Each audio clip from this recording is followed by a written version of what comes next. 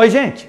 Na aula de hoje o Quimé explorará o mundo físico e continuará para fechar a grade no mundo químico.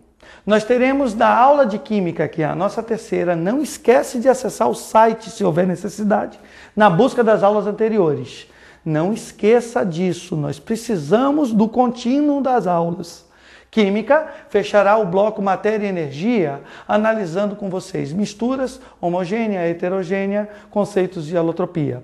E Física estudará a ciência e a filosofia, como o entrelaçamento dessas ciências gera uma física que se pensa e que pulsa no mundo científico. Fica de olho aí nas empresas que apoiam culturalmente esse programa, nas empresas que nos ajudam a engrandecer a cultura do nosso estado, aqueles que realmente querem fazer um país crescer. Não saia não, volto já.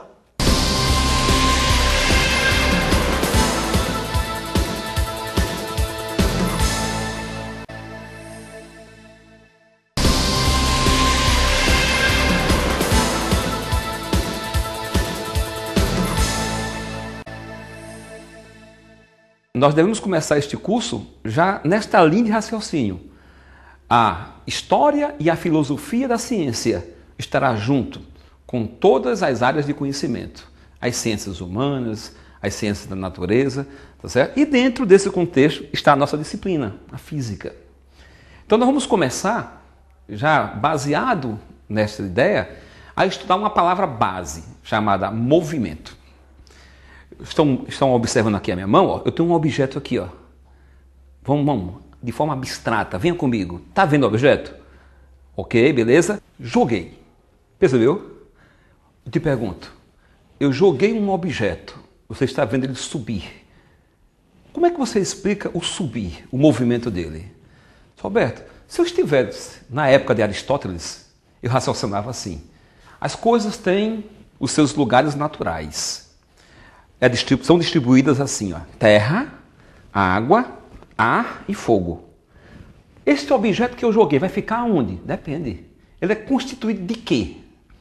A forma dele ele vai ocupar um espaço nessa sequência. Terra, água, ar e fogo. Então o fogo tende a subir. O que é da terra tende a voltar.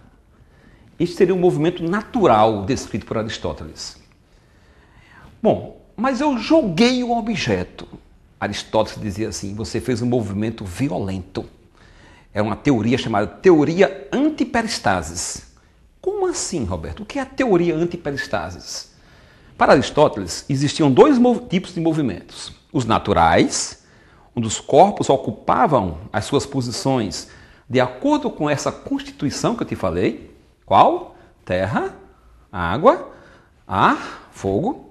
E existiam os movimentos que nós provocávamos. Esses movimentos eram explicados por Aristóteles da seguinte forma. Quando você empurrava um corpo, este corpo empurrava o ar que estava à sua frente. Esse ar, como uma espécie de fantasma, ele voltava, pessoal, e empurrava o corpo. Olha só. Hoje, se alguém te explica isso, você pode pensar em absurdo. Roberto, por que as pessoas podem pensar isso de forma absurda? Se durante um longo tempo, uma época, né, essa foi a explicação. É porque hoje, você vai explicar os movimentos baseado em outro momento da história. Você vai explicar os movimentos baseado em Isaac Newton.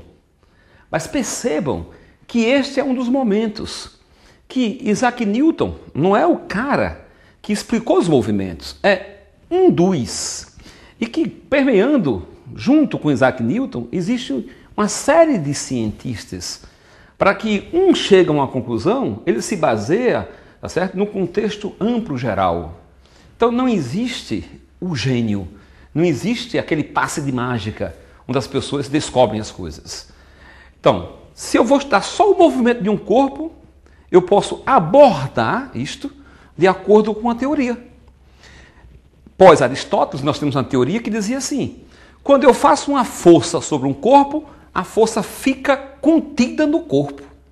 E essa força ela ia sendo gasta ao longo do movimento. Percebam, já é uma outra forma de ver. Roberto, então no Enem, o Enem ele vai te abordar assim. ele não vai abordar o estudo do movimento, tá certo? De forma específica, como se existisse apenas uma linha de pensamento. Ele quer que você reflita que as coisas que hoje você está compreendendo, refletindo, amanhã ela pode ser diferente. Quando alguém te diz assim, esses cientistas não sabem de nada, porque hoje ele diz assim, a gema do ovo faz mal, amanhã ele diz, não, faz bem. As pessoas que refutam isso não estão entendendo o que é ciência. Isso faz parte, porque as teorias que nós elaboramos, que nós convivemos hoje, não foram as únicas. Existe toda uma história, né, onde nós estamos tentando compreender a natureza na qual nós vivemos. Para organizarmos o nosso pensamento. Então, se você falar sobre movimento, você já tem um pensamento de Aristóteles, que classificava em movimentos naturais e movimentos violentos. A teoria do ímpetus, onde uma força ficava contida no corpo, o conceito, pessoal, força e energia estavam interligados. E você chega ao pensamento de Isaac Newton, de Galileu, onde entendia que força era o resultado da relação entre os corpos. Olha, uma outra forma de pensar. Qualquer tipo de força seria a interação entre as coisas. Então você vai começar a dar nome às forças de acordo com as interações que ocorriam entre os corpos. Esta teoria é a teoria que hoje nós estamos centrada. Obviamente que pós-Newton, a partir de 1900, nós temos uma nova teoria, a teoria moderna, tá certo? Que vai compreender esse contexto anterior de Isaac Newton. Mas Isaac Newton está muito presente nas nossas vidas e o mundo macroscópico ainda é muito bem explicado pela teoria newtoniana. Nós vamos agora nos prendermos a uma linha. Então vamos chegar na teoria clássica de Isaac Newton. Esta disciplina ela é extremamente conceitual, certo? Então o primeiro ponto importante é, tirar da mente que física é uma matéria de cálculo. Nós usamos sim os cálculos, ferramenta muito importante, mas antes de qualquer cálculo você tem que ter os conceitos. Então, como é que você vai conseguir compreender a história que alguém te conta se você não conhece os elementos dessa história? Então vamos começar pelo vocabulário. Vou usar a expressão ponto material. Roberto, o que é ponto material? A partir de agora para a gente, ponto material pode ser qualquer corpo.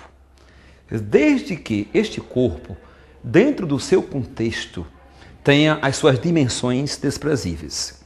E vamos fazer um acordo? Na hora que esse corpo estiver em movimento, nós vamos chamá-lo de móvel. Mas tem um detalhe, eu te pergunto, você entende o que é estar em movimento? Será que estar em movimento é estar mexendo o corpo? Não. Na física, você está em movimento quando a sua posição ela é modificada em relação a algo.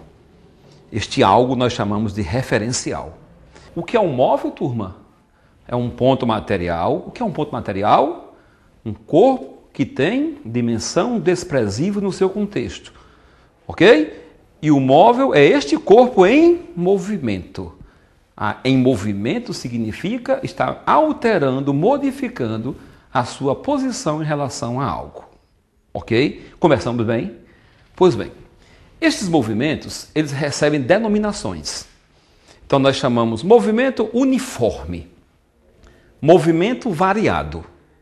E no meio, nós classificamos o movimento de movimento uniforme variado. Numa linguagem mais antiga, nós denominávamos de movimento uniformemente variado. Vamos repassar um pouquinho? Vamos rever? Então, ponto material, móvel, movimento, repouso. Movimento uniforme, movimento variado e movimento uniforme variado. O que seria, Roberto, um movimento uniforme?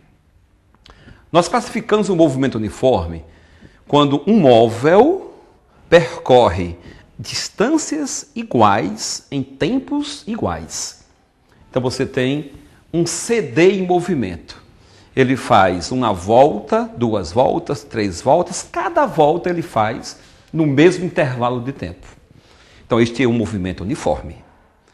À medida que as distâncias percorridas, certo? Num certo intervalo de tempo, não são mais iguais, você vai marcando intervalo de tempos iguais, mas as distâncias vão mudando. Então, o movimento ele é chamado de variado. Agora, tem uma característica intermediária. Quando abandonamos um corpo, na visão newtoniana, a queda desse corpo corresponde à interação dele com algo, no caso, dele com a Terra. Este corpo, ao cair, você vai marcando o tempo de queda e em intervalo de tempos iguais, você percebe que ele percorre distâncias cada vez maiores. Bom, uniforme não é. Já é o movimento o quê, pessoal? Um movimento variado. Mas ele tem uma característica.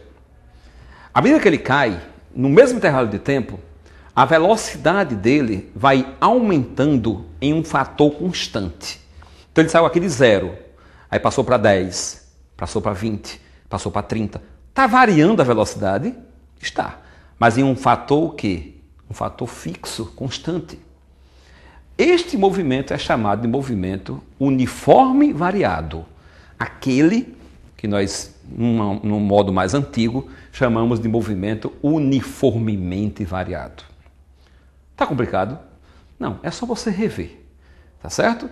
Observe que o que vai caracterizar os estados de movimentos é justamente as distâncias que os móveis percorrem, tá certo? Num certo intervalo de tempo. Então, se eu mantenho a mesma velocidade, o valor fixo dela, o movimento é uniforme.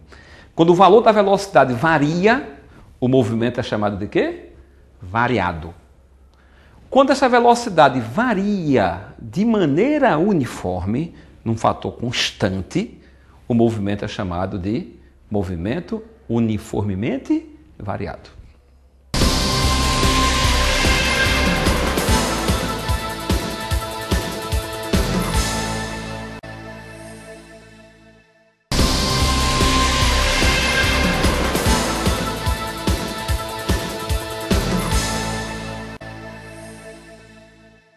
Bom, gente, a aula de hoje versa sobre substância pura. A substância pura é uma substância que é formada por elementos químicos que compõem uma nova substância com propriedades inerentes a ela, tá? O que é isso, professor? Inerentes a ela? Como é que é isso? Gente, é só você perceber. O seu corpo está adaptado para perceber isso. Isso é uma forma até de sobreviver. A água tem um sabor. As pessoas dizem assim, a água não tem um sabor. Não, a água tem sabor de água. Tanto tem sabor que se eu vendar seus olhos e der água para você beber sem dizer que é água, você vai dizer, é água, porque você conhece o sabor da água. Então dizer que a água é insípida é um erro, tá? A água tem sabor de água, a coca tem sabor de coca, a Pepsi tem sabor de Pepsi, o Guaraná tem sabor de Guaraná. As coisas têm os seus sabores. E os sabores vêm da química que compõe aquela substância. Então, cada substância tem as suas características bem definidas, tá? Quando puras, as substâncias determinarão ponto de fusão, ponto de ebulição, cor, sabor, né? A formatação dessa substância no espaço a 25 Celsius e 1 atm, tá? Isso vai determinar as características químicas e físicas dessa substância como um todo. Então, é importante que você perceba que quando você tem uma substância, você tem, ela sendo pura, uma substância com propriedades definidas. Essas propriedades definidas dessa substância, tá, é que vão determinar o quantum químico e físico dessa substância. E é assim que nós vamos classificá-la, a partir de sua formatação química e física. Tá certo? Eu posso ter, então, dentro da substância, suas propriedades gerais e suas propriedades específicas. Discutiremos em aula posterior. Agora, é importante você se ater a um fato. Substância pura. Ela pode ser de dois tipos. Substância pura simples, formada por um único tipo de elemento químico. Vamos a ela. O2. Veja, O2 é uma substância formada por dois átomos de oxigênio. Não é? O2, tá? Substância pura simples. O3, ozônio. É uma substância pura simples formada por 3 tipos de átomos, mas esses tipos atômicos são de mesmo elemento químico. Percebeu? É isso que caracteriza a substância pura simples. Agora imagine a água. Água, H2O. Veja, tem quantos átomos? 3. Opa, a de ozônio tinha quantos? 3. Só que o ozônio era O. A água é HO. Tem um átomo diferente dos outros dois, percebeu? Tá? Aí nós vamos chamar essa substância de pura. Se todas as moléculas forem do tipo H2O, ela estará pura. Só que ela será pura composta. Todas as moléculas de ozônio, O3, substância pura. Só que pura simples. Olha que interessante, uma pegadinha. Eu tenho oxigênio, O. Aí eu peguei um sistema, pus dentro desse sistema O2 e O3, ok? Eu tenho o que lá dentro? Uma substância pura ou uma mistura? O que é que você acha? Nós temos uma mistura. Mistura, professor? Claro. Lá dentro tem moléculas de ozônio, O3, e moléculas de oxigênio, O2.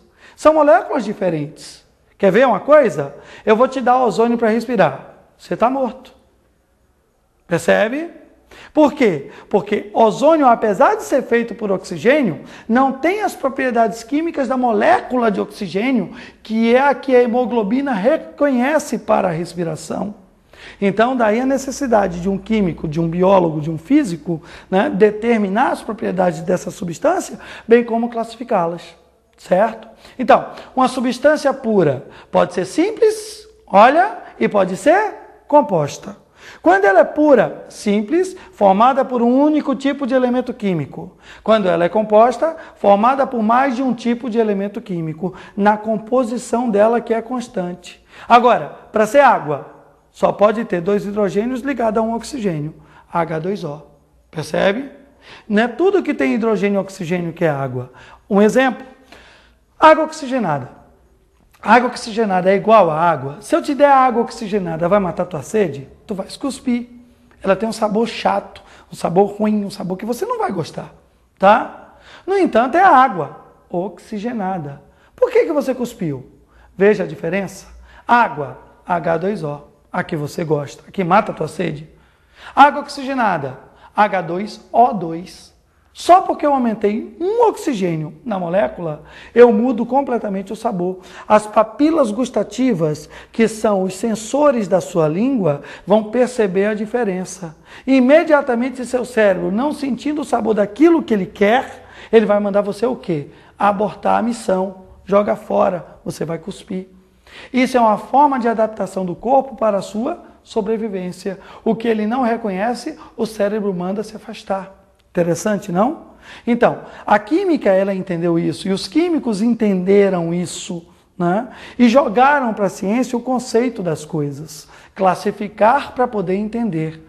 Os iguais com os iguais, os diferentes com os diferentes. Tá? É muito importante você entender isso, porque lá na frente, quando eu estiver dando reações químicas, você vai lembrar das propriedades de cada uma das substâncias. E ao lembrar das propriedades de cada uma das substâncias, você vai dizer, caramba, isso aqui tem tal sabor, isso aqui tem tal sabor. Então eu entendi agora porque neutralizou, porque a reação disso com isso gerou um terceiro sabor, que é a neutralização dos sabores anteriores. Percebe? Ácido, azedo. Base, amargo. Se eu misturar, o sabor vai dar salgado.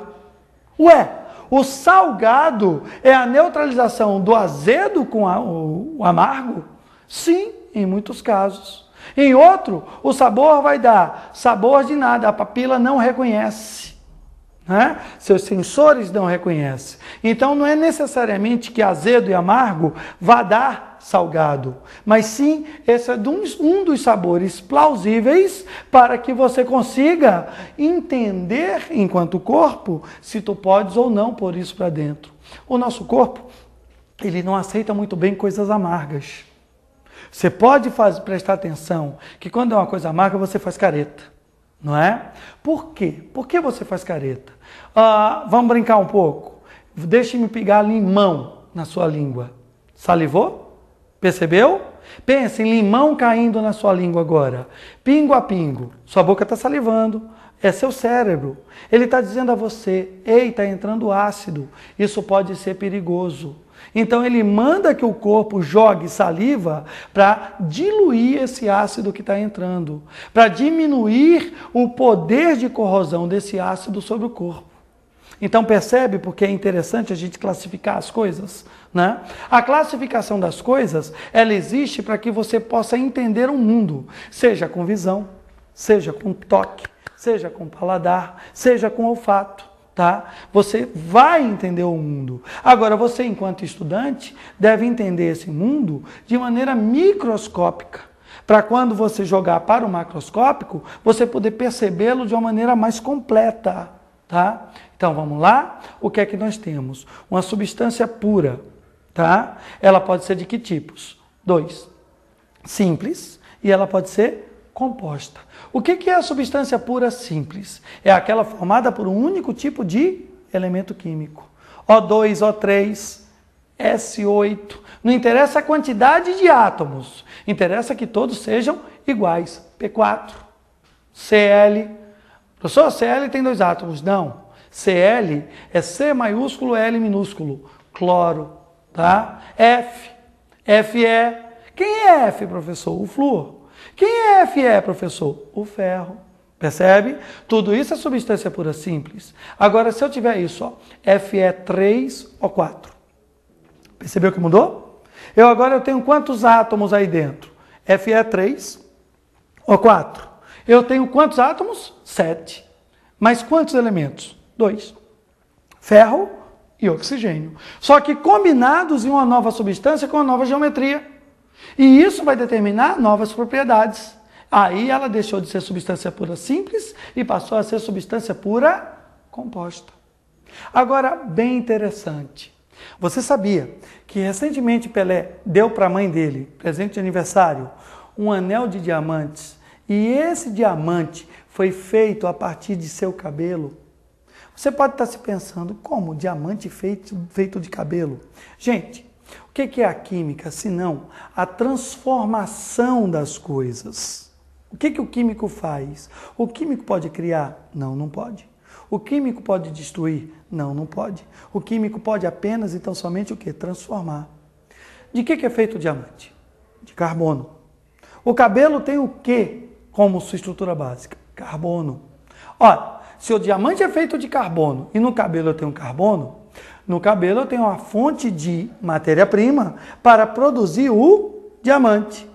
Então o químico aprendeu a usar a tecnologia de altíssima pressão e temperatura para transformar cabelo em diamante. Então isso hoje é corriqueiro. A esse processo de transformação, tá, de uma substância em outra, nós damos o nome de reação química. Tá? Mas aí foi utilizado um princípio bem interessante. Hoje é comum na indústria transformar grafite em diamante. Tá? É possível fazer isso sem grandes problemas, tá? Porque tanto grafite quanto diamante são feitos por carbono puro. Aí a transformação é direta. No caso do cabelo, não, que eu tenho outras substâncias juntos do carbono. E isso traria problema, eu tenho que limpar isso. No caso do grafite, eu tenho carbono. No caso do diamante, eu tenho carbono. Eles são o quê? Alótropos. O que é alotropia? Fenômeno em que um elemento químico dá origem a substâncias simples diferentes. Qual é o elemento químico? Carbono. Quais são as substâncias simples diferentes? Grafite, diamante, buckinball, mais conhecido por fullereno ou bola de Buck, tá?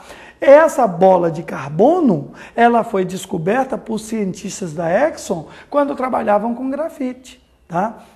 Veja que a química usa a ferramenta tecnologia para descobrir novas substâncias e utilizar essas novas substâncias no dia a dia, tá? Isso é extremamente importante para o nosso entendimento e para a nossa formação cultural em química.